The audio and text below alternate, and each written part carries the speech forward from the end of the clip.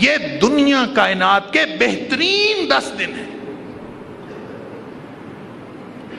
اور میں نے عرض کیا تھا کہ لوگوں نے یہ تک پوچھا کہ اللہ کے رسول صلی اللہ علیہ وسلم جہاد فی سبیل اللہ میں گزارے گئے دن بھی اس کا مقابلہ نہیں کر سکتے.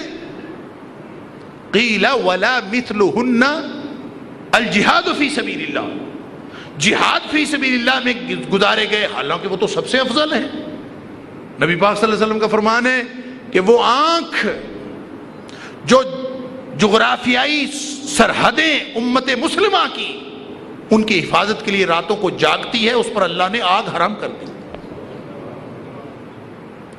وہ لمحات کتنے قیمتی ہیں.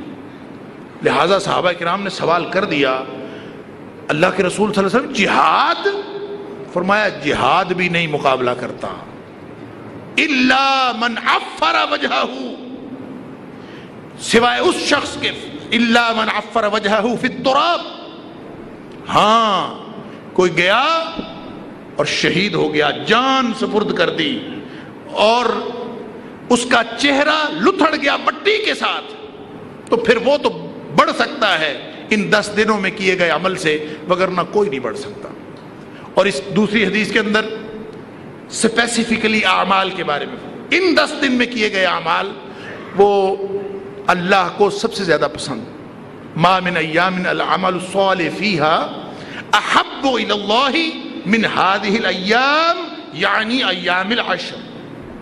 10 دنوں میں کیا گیا عمل اس سے زیادہ کوئی پسندیدہ عمل نہیں. پھر لوگوں نے سوال کیا جہاد فی سبیل اللہ بھی نہیں؟ فرمایا نہیں. کیوں؟ فرمایا ہاں وہ بڑھ سکتا ہے جو اپنا مال بھی لے کے گیا، من خرج بنفسہ ومالہ، سارا مال اکٹھا کیا، جان بھی دونوں لگا کے آ گیا، واپس کچھ نہیں لے کے آیا. ولم یرجع من ذلک بشیء، کوئی چیز بھی واپس نہیں لے آیا، نہ جان واپس آئی نہ مال واپس آیا. دونوں اگر اللہ کے راستے میں لگ گئے تو وہ تو بڑھ سکتا ہے ان 10 دنوں میں کیے گئے عمل سے، اور کوئی چیز نہیں بڑھ سکتی.